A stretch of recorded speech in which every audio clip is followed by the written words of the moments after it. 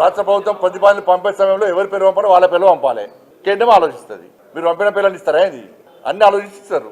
పంపేటప్పుడు కూడా జాగ్రత్తగా పంపాలి. మంచి వ్యక్తుల పేరు పంపాలి. వీళ్ళు మంచి వ్యక్తులు కాదు అంటలే నేను. పద్మశ్రీ అవార్డు వచ్చేటువంటి స్థాయి వ్యక్తులను పంపాలి. పంపిస్తారు. ఎట్టిస్తాం గద్దరికి ఎట్టిస్తాం చెప్పండి అనే భావజాలం ఏంది?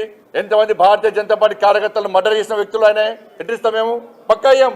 మా కార్యకర్తలను చంపితే మా కార్యకర్తలు చంపిన కార్యకర్తలను పాటలు పాడిన వ్యక్తి గద్దర్. అనేక మంది పోలీసులను ఎన్కౌంటర్ చేసిన విషయంలో గద్దర్. ఎట్లిస్తాం? మీరు వంశం ఇస్తాం ఏంది అవార్డ్స్?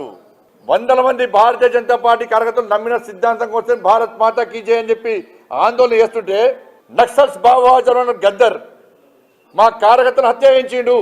ఎన్ఐఏ ఎంక్వైరీ చేసింది గద్దర్ గారి మీద. అనేక మంది పోలీసులను ఎన్కౌంటర్ పేరుతో మర్డర్ చేసిండు. అటువంటి వ్యక్తిని ఏ విధంగా ఉంటారు? ఇవాళ కేంద్ర ప్రభుత్వం జరిగిన తప్పును సవరించుకొని భవిష్యత్తులో ఆయన సరిదిద్దుకుంటుందని నేను భావించిన. కానీ దురదృష్టవశాత్తు కేంద్రంలో మంత్రిగా ఉండే వ్యక్తులే మేము ఇవ్వం గద్దరన్నకు ఎలాంటి గౌరవించము అని మాట్లాడితే నేను ఒక్క మాట చెప్పదలుచుకుని మళ్ళొక్కసారి మీరు మీ పార్టీ గద్దరన్నకు వ్యతిరేకంగా గద్దరన్న గౌరవాన్ని కించపరిచేటట్టు మాట్లాడితే మీ పార్టీ ఆఫీసు ఉన్న ప్రాంతానికి గద్దరన్న పేరు పెడతా. నీ పార్టీ కార్యాలయం అడ్రస్ రాసుకోవాలంటే గద్దరన్న గల్లీ అని రాసుకునేటట్టు చేస్తా బిడ్డ మిమ్మల్ని.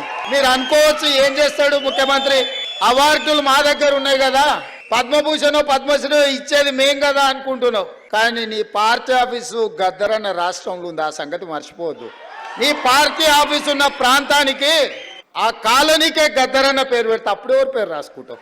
ప్రతిదానికి మా దగ్గర మందు ఉంది స్వామి. ఇంతకు ముందు అన్న కూడా గిట్లనే నీలిగిండు. ఎట్లయితే గద్దరన్నని గేటు బయట కూర్చోబెట్టినోనికి పట్టిన గతి ఉందో వచ్చే ఎన్నికల్లో నీకు గదే గతి పడుతుంది. ఓట్ల విప్లవం వస్తుంది.